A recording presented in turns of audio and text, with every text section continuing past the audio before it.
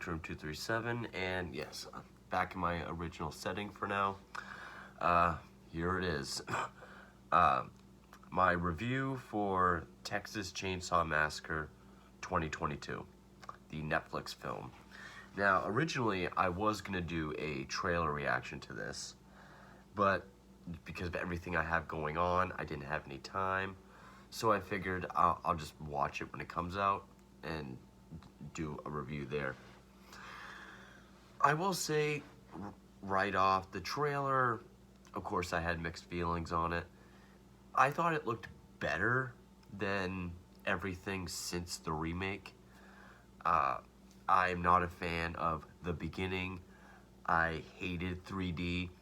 Leatherface was just incredibly forgettable. And there's a bunch of things in the trailer that reminded me of other things. Like, I also watched the teaser, which is the exact same teaser as the one for the 2003 remake. Woman hiding, hear footsteps, cut to silence, and then the roar of the chainsaw coming through.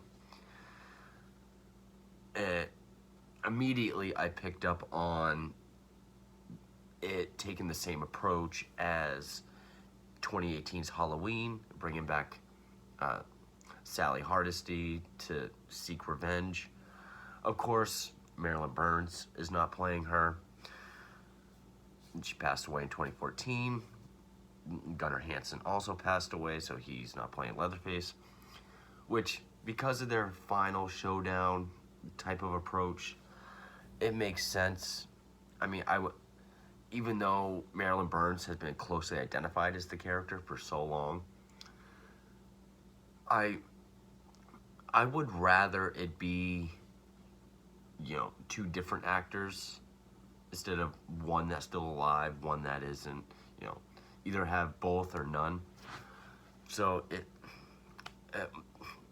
the way they went about the character wasn't the best, and there were some cool things in the trailer. I mean, I love the shot of, the sunflower field, and then you just kind of see Leatherface stand. I thought that was creepy.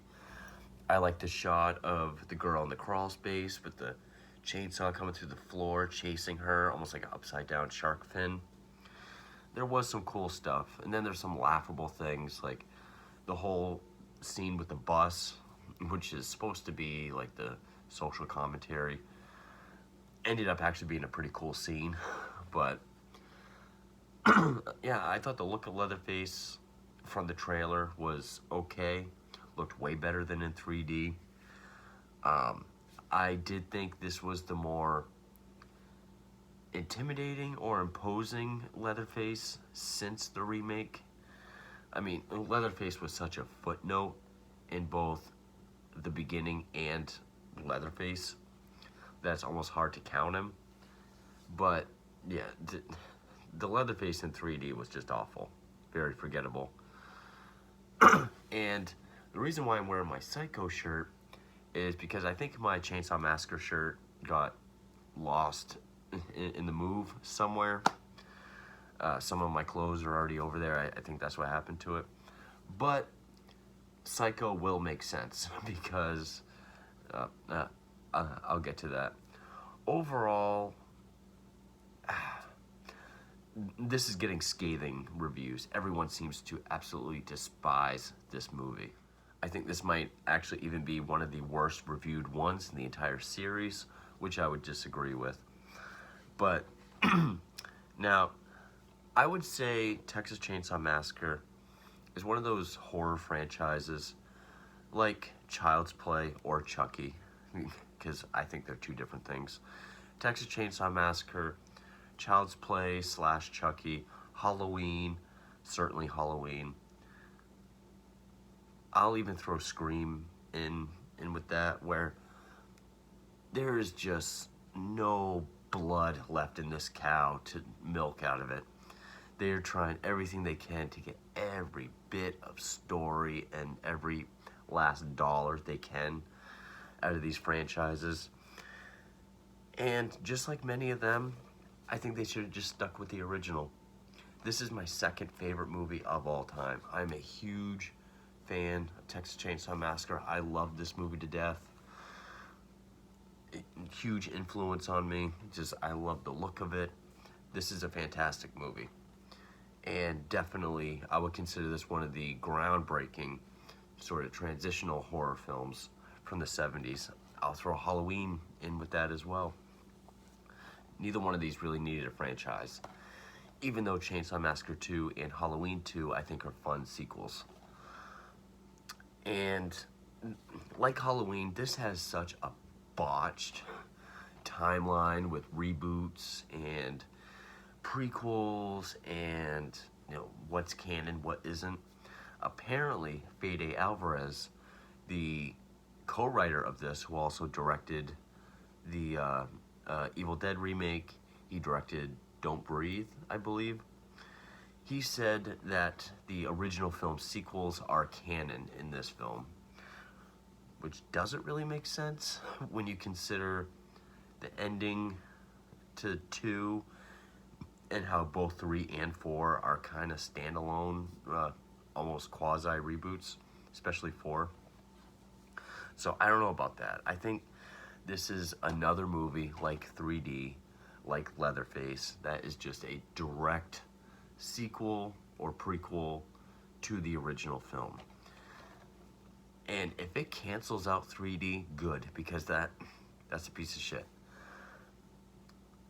And I would say of all of them, at least ones that are direct sequels, except for 2. 2 was just really fun. But I would say this one is the most fair. There's plenty that I like in this movie. There's also, it has its flaws. I'm not going to say this is a great sequel. I'm not going to say that I can highly recommend this to Chainsaw Massacre fans. The only movie in the series I love is this one. I could say I enjoy the remake. I like the remake. But the only one I love is this. And I think 2 is fun. This one, sort of like Halloween, where we've had so many bad ones recently. This one didn't seem that bad by comparison. And yeah, it's essentially Rob Zombie's Halloween and 2018 Halloween. That's, I mean, the Leatherface in this one is like Rob Zombie's Michael Myers. But they're taking the approach of the 2018 Halloween, and they're giving Leatherface more of a Norman Bates approach, which is why I'm wearing this, which makes sense because both Norman Bates and Leatherface were both inspired by Wisconsin serial killer grave robber Ed Gein. Yes, so was Buffalo Bill. You don't have to let me know that you know that in the comments. That's why I'm saying it. Even the orphanage where he supposedly lived since the original film, the interior is very reminiscent of the Bates house. And this movie's very short. It's 81 minutes. Almost 10 of that is end credits. There is an end credit scene, but which was very fan servicey, but again, I'm a huge fan, so I kind of accepted it. So it's very short, but at the same time, it does feel kind of long. But anyway, just getting into the details before I actually get into the film itself. This thing would just load. So yeah, I think this was actually supposed to come out some time ago, because I think it takes place in 2020. I saw an inspection sticker on the Tesla for 2020.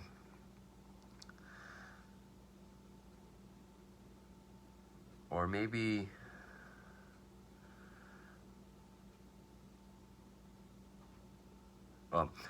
so I guess production was done by March of 2021, and then test screenings in May were very negative, and I guess it just got pushed up until now.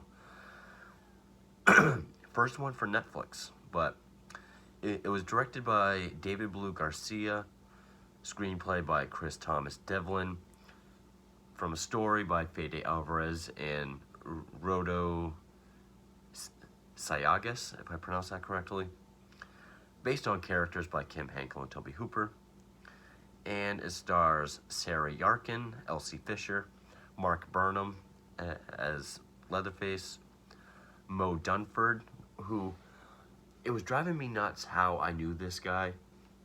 He was Athelwolf in Vikings. Jolyon Coy, who I could have swore was Josh Leonard from Blair Witch, but it wasn't. And who played Olwen Fuere, if I pronounce that correctly, plays Sally Hardesty. Now, this light keeps going dim on me. I will say the opening of this film was kind of clever and kind of cool. And I think it was everything that 3D wanted to be. Because it opens up with like this documentary footage narrated by John Larroquette, like the original and the remake. A documentary called The Texas Chainsaw Massacre, based on the events from the first film. Now, it doesn't show scenes from this. It kind of shows the house, a little bit of the aftermath, the characters. It gives John Larroquette gives like a bit of a recap, and I think that's kind of a nod to just how everyone thought this was so gritty and realistic that they kind of thought it was a documentary. And there's this place in Texas, because you have a group of, I think they're YouTube personalities or some sort of internet personalities, who are on their way to the ghost town of Harlow to buy some of the old properties so they can gentrify it. And they stop off at this one gas station that's kind of like the Area 51 of Chainsaw Massacre. They have just bloody chainsaw of everything, this documentary on a loop. And it doesn't say here, but I'm pretty sure that the gas station attendant, actually I could be wrong, I could have swore that was R.A. Mihailoff, who played Leatherface in Part 3. It might actually be Sam Douglas, because it doesn't actually say like gas station. They never say the guy's name, so I don't know if I'm actually looking at him. But yes, okay, the woman from the orphanage was the cult leader in the Silent Hill movie. Alice Krieg, if I pronounced that correctly. But anyway, so we have our characters. We have Dante, his fiancée Ruth. We have his sort of business partner, Melody, her younger sister, Lila. They're the ones that are on the way to Harlow to do their gentrification. And like when I saw the trailer, I thought, oh, it's Stranger Things, because the girl, Melody, and her sister Lila look super young and look like Stranger Things kids, which Sarah Yarkin plays Mel and Elsie Fisher plays Lila, which she looked really familiar. I guess she was in the Despicable Me movies and the animated Addams Family films, which I'm not interested in seeing one bit. My Best Friend's Exorcism, which is coming out. Oh, she was also in 8th Grade, which I heard was actually a good movie by Bo Burnham. And there's a subplot because we see she has a wound, Lila has a wound on her chest. She has PTSD from a school shooting. So they throw in a school shooting subplot. And, you know, what kicks off the whole plot is they get to the town, they see this one building with the Confederate flag. This is like one of the first things that happens. So to make it look pleasing for the busload of, there's an investor with some auctioneers that are going to buy some of this property. They want to make it look more presentable, so they want to take down the Confederate flag. It's an orphanage, and there's even a picture, sort of like a class picture. It says 1975, and there's this big hulking kid in the back with his face scratched out. So Leatherface's age is kind of nebulous in this, because it established that the original was in 73, which it was.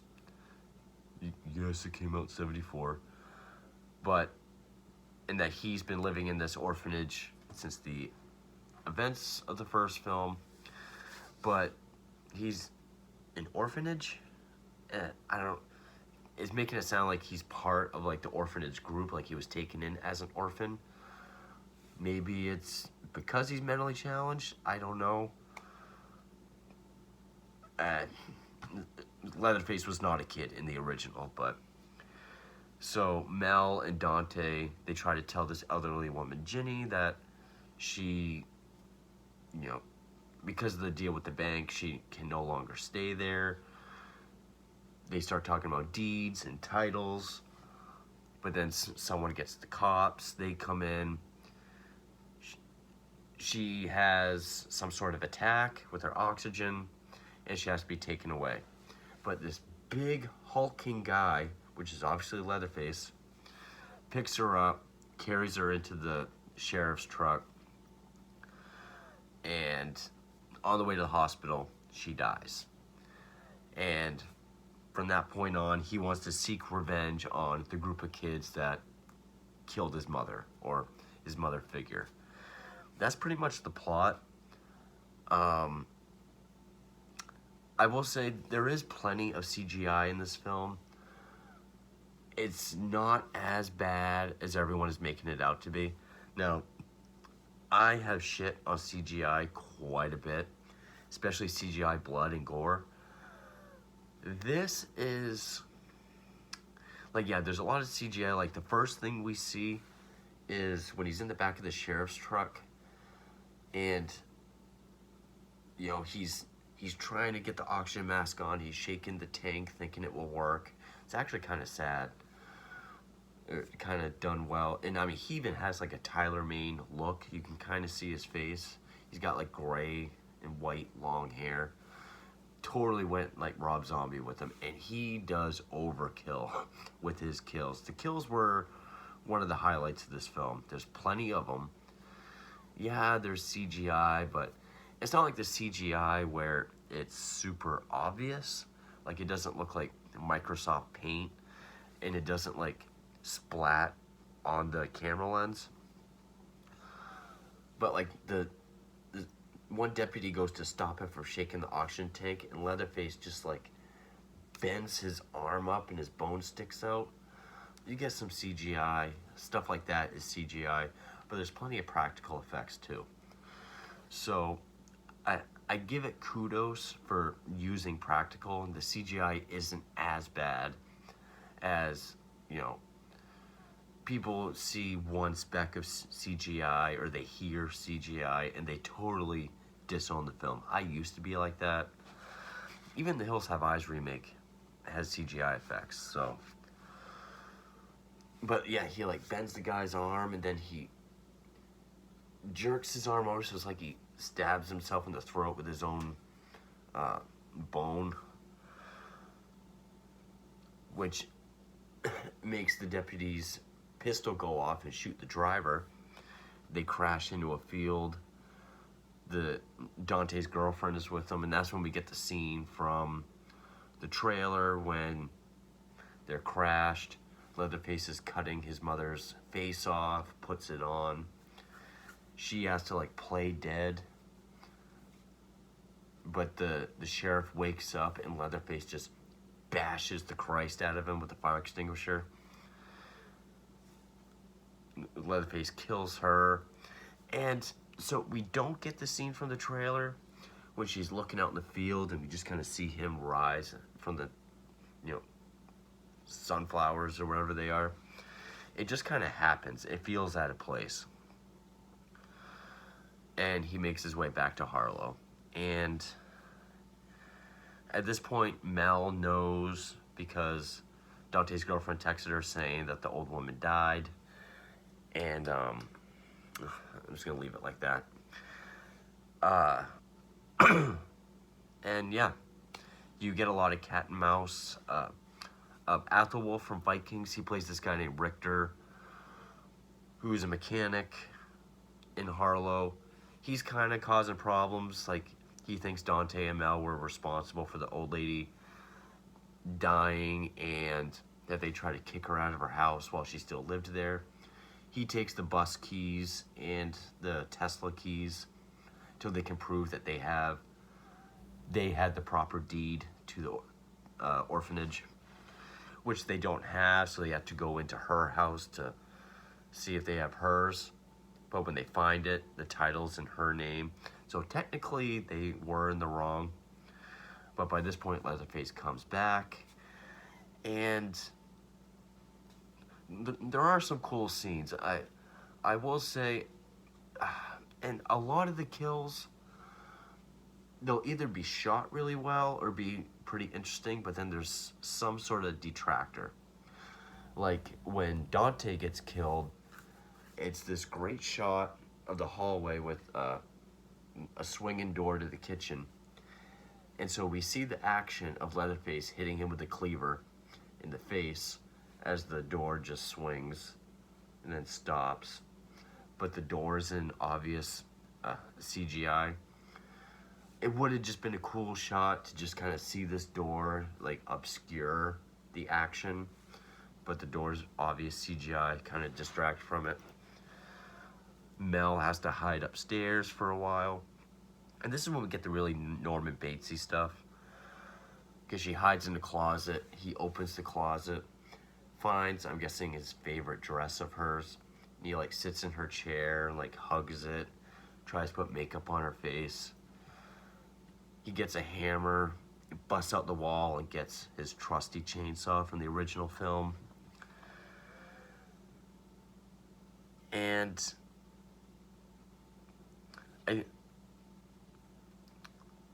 actually earlier, before Dante's girlfriend was killed in the sheriff's truck, she tries the radio, but she has to whisper like, he killed them all, he's wearing her face. So the guy at the gas station, like the Chainsaw Massacre gas station, hears this, and he makes a phone call asking for Hardesty. And that's when we see our Sally Hardesty, who is gutting a pig. She gets the call, and, you know, she's basically Jamie Lee Curtis. Even looks like her with the long white hair. You can tell she's been gearing up for this revenge for almost 50 years. But then she doesn't pop up till later. But from then on, it's because then like a rainstorm hits, so all the people from the auction have to get back on the bus. Then Mel has to get back to Lila, which Lila's kind of our main group of characters are not very likable. They're really annoying, like rich city kids. She's kind of like the emo one with PTSD. She's kind of like the bratty rebel that I think we're supposed to feel sorry for. But it's all, there's some foreshadowing, like her PTSD from school shootings, how she bought Mel a chainsaw corkscrew when they were at the gas station. And the last thing I can say before spoilers is the bus scene that's in the trailer. There's a lot of CGI, but it's super bloody. And I mean, it makes the cornfield party scene in Freddy vs. Jason look very minimal. Also, one of the biggest, actually I'll save that for spoilers. Overall, for a straight to Netflix film, for uh, a direct sequel to an original landmark classic like this that I'm a huge, huge fan of. Second favorite movie of all time. And probably one of the worst franchises since. I could say this movie was fair. I mean, if I had to give letter grades, it would probably be in like the C range, C minus or a C. It's not a failing grade. I mean, I've seen a lot worse. I mean, Chainsaw 3D, that's a D minus at best. And this was not that. This was much better. The writing in this was much better. The kills were much better. And the writing in this isn't even, that great. But, just considering, like, this really shouldn't have been a franchise because they really don't know what to do with the continuation. I mean, you have, like I said, a landmark masterpiece. You have a black comedy for 2, soft reboot standalone film for 3, sort of a reboot for 4, a remake, prequel to the remake, direct sequel to the original, direct prequel to the original, and now this direct sequel that cancels out the previous direct sequel. They really don't know what to do. This should have just stayed, either the first 2 films or I would have even sacrificed Chainsaw 2 to make it just this, and this film's legacy just be this. But why do I have? Yeah, and I wasn't expecting a perfect film. In no way did I expect it to be perfect. I didn't expect it to be great. Based on what I heard, I was expecting another Chainsaw 3D, and it was not that bad. I was entertained enough. I liked the kills. I liked the look of Leatherface. They definitely took him in a different and interesting direction. They tried to make him more disturbing in 3D by sewing the mask to his face, but he was such an uninteresting character. I mean, here there's not much to him either, other than the fact that, yeah, he's a bigger, not as big as the remake, but he's this big brute that just does overkill, like Rob Zombie's Halloween. But I think their Norman Bates approach with just his love for this woman that helped raise him, even though he was an adult for almost 50 years. I like that aspect. They kind of did something a little bit different. So yeah, I didn't expect perfect. I was actually expecting mediocre at best. And if I'm going to be fair, this movie was fair. I wish this light would stop doing that. I think it's got to be charged. Yeah, it's fair. Can I recommend it? Not to the widest audience. I know there's going to be people that just hate every sequel. It seems like most people hate this movie anyway. I don't hate it, but... so, before I continue rambling, I'm just going to get into spoilers, so...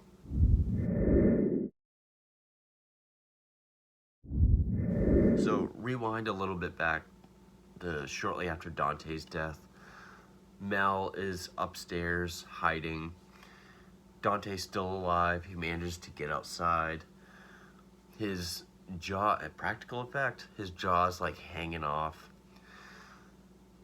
That guy Richter sees him. He grabs his pistol, goes to the orphanage. And this is probably the most brutal scene in the whole movie. Mel's hiding under the bed.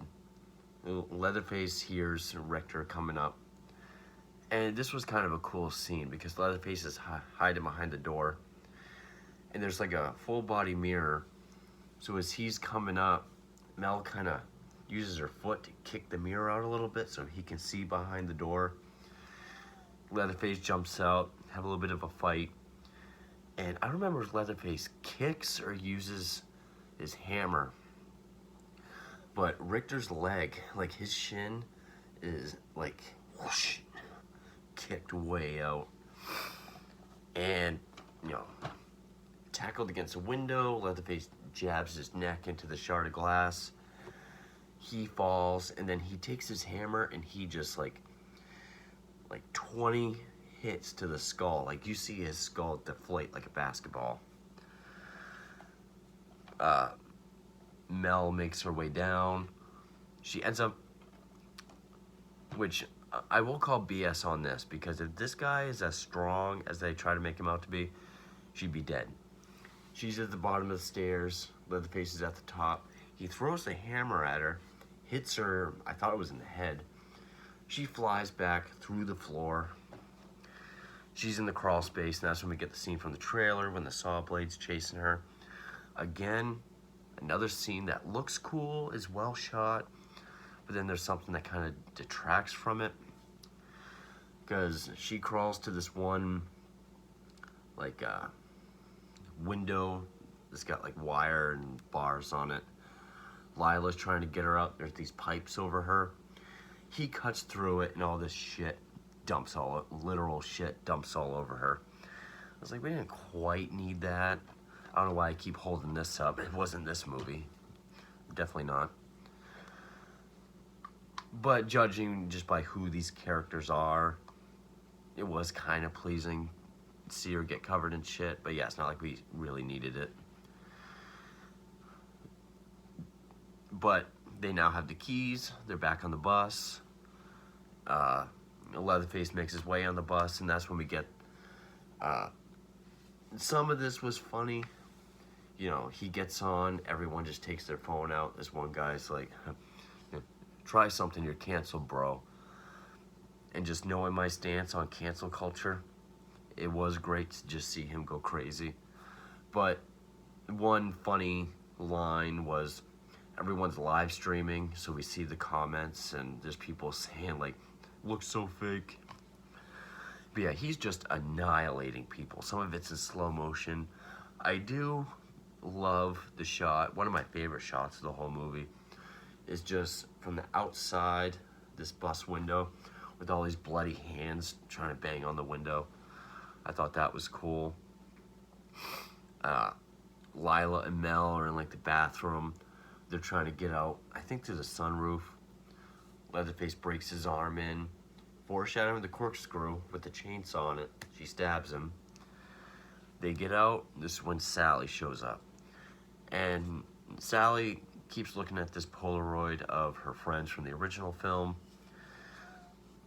She leaves the girls in her truck as like bait. And you have like a little bit of a fight. Like, she shoots him once or twice with the shotgun.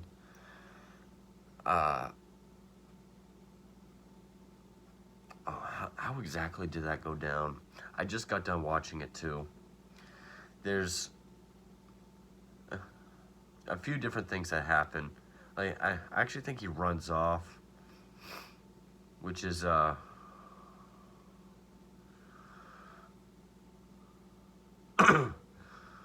gunpoint demanding. Oh, she says her friends' names, but I think he runs off. But eventually,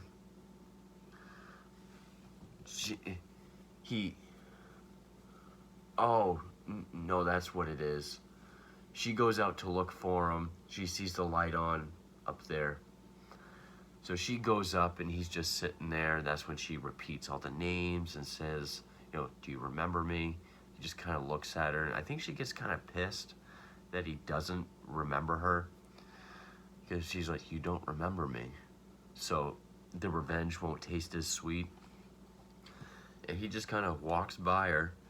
He goes down to attack the girls. She starts shooting at him. And this is, again, I don't know how I feel about this, because, you know, Sally was one of the original final girls, along with Olivia Hussey from Black Christmas and Jamie Lee Curtis. I think they're like the first three major final girls. So to have Leatherface just run the chainsaw into her, and not only that, pick her up and just like let her just up there, blood falls all over him. But there is kind of this nice passing of the baton moment that I thought, well, if you're gonna kill her off, this is a way to do it, which is she's still alive somehow. She gives Lila her rifle, and she says, "Don't run, he'll haunt you forever."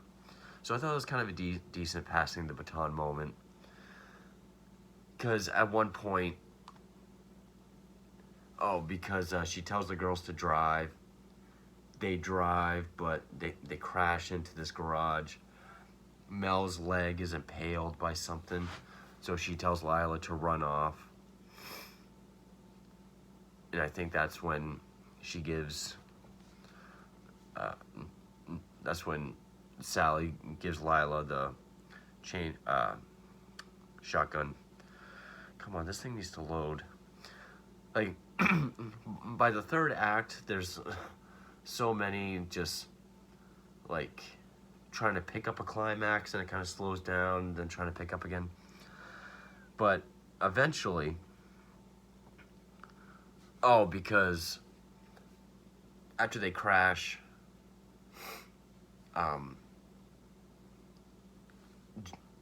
Mel tells Lila to run, so Leatherface is about to kill Mel, but then Lila picks up Richter's assault rifle that he let her hold earlier in the film. She goes to shoot him, doesn't work, so he's chasing her, she's trying to shoot him, but it won't work. Sally, fatally wounded, shoots him, then he runs off. That's when she says, don't run, he'll haunt you forever. Gives her his rifle. And then how do they end up?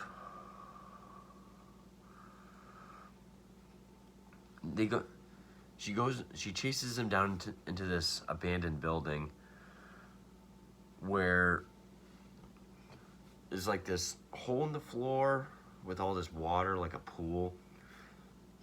They both fall into it. Lila comes up, then Leatherface comes up, and Lila shoots him, I think twice with the shotgun, and then Mel comes up. It was kind of a Black Christmas 2019 moment, not as in your face, but that's just what it made me think of. And Mel takes his chainsaw in slow motion, and of course she can't drive it through him because that might be a little too unbelievable if he's still alive.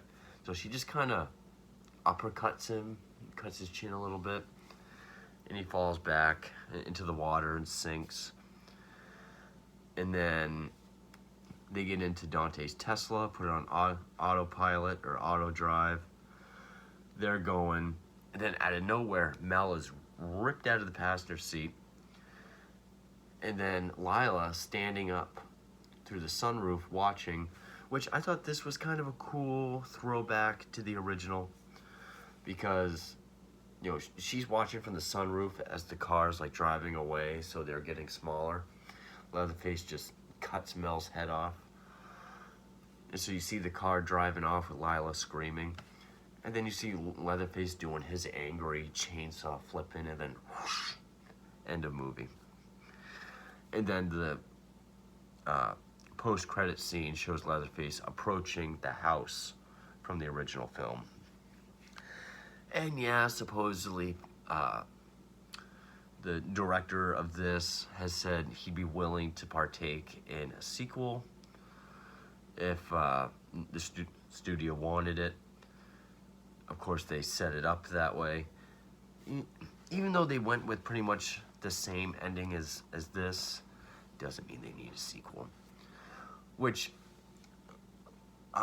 there's a part before that, right when she's when they both come out of the water and she's about to shoot him with the shotgun, he kind of raises the chainsaw like this.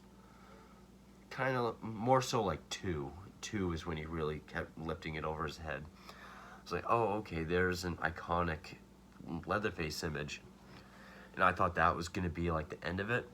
I didn't know they were going to totally recreate the ending from this.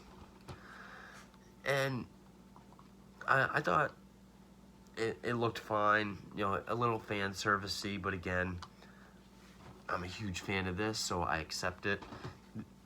They did it more modern and different. You know, she's in a Tesla, sunroof, is driving by itself. He kills the second final girl, and then has his little fit. But yeah, don't do a sequel to this, because even though this movie wasn't great, I think it's good enough. And when you have a series like Chainsaw Massacre or Halloween or Child's Play with as many bad sequels as there are, sometimes good enough is good enough. You don't, like, some people want like 99, 100% Rotten Tomatoes, or else it's garbage. Some people are just so entitled to good movies that, for me, especially a direct sequel to one of my favorite films of all time, my second favorite film, if it's good enough, especially when the last direct sequel was Chainsaw 3D, which was an awful fucking movie, I can live with good enough. So yeah, I don't hate this movie like the rest of the internet does.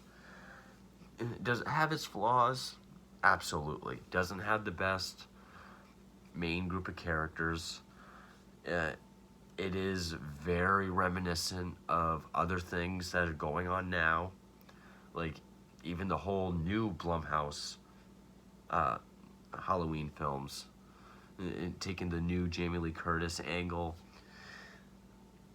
I have mixed feelings about how they killed Sally, but doing that little passing of the baton thing where she said, you know, don't run, he'll haunt you forever. But of course, she didn't kill Leatherface, and her sister got killed, so she's still going to be haunted forever, along with this school shooting PTSD. So this movie is flawed, it is. But I thought it was entertaining enough, has plenty of kills, especially in the bus scene. Has CGI, but it also has plenty of practical effects. I mean, there's even one kill on the bus where this girl's crawling out of a window and Leatherface cuts her in half when, like, she's halfway out. So her top half just falls and we just see all her intestines just, like, hanging down the side of the bus. It does have a very Rob Zombie Halloween 2 type vibe, just with the overkill of the kills, but I was okay with that. I mean, all I remember from Leatherface is that it was pretty much like Devil's Rejects, and then yeah, we all know how I feel about 3D. 3D is still the worst Chainsaw Massacre film. I'll even say it's worse than Next Generation, because at least Next Generation is entertaining in a very bad way, like a bad B-movie way. You can watch it and laugh at it. 3D is just bad, just awful, not even entertaining. So yeah, this I thought was fair. It was good enough. If you want to call this a direct sequel to the original, I could accept that. I'll accept this more than 3D as a direct sequel. I don't want to see a sequel to this. Hell, even the title, just Texas Chainsaw Massacre, is, that right there is a sign that they're going the Halloween route, because they're just called a Halloween. But yeah, if I had to give a letter grade, and no, I'm not going to be doing this normally, so don't ask, just so you can kind of get my feelings on it, I would say it's a C- or a C. I thought it was fair for all of its flaws, there was something positive I could also find. And I mean, there's only so much you can do with this kind of premise, and this one already did it so well that's why the only other way you could go was a dark comedy, and they did that. That's why none of the other ones really worked that well, except maybe for the remake. But yeah, it was fair, it was fine. Didn't hate it, didn't dislike it, didn't love it. Teetering on liking it, between between indifferent and like. But I thought it was fair, it was good enough, didn't hate it. And that is Texas Chainsaw 2022. Thank you for watching.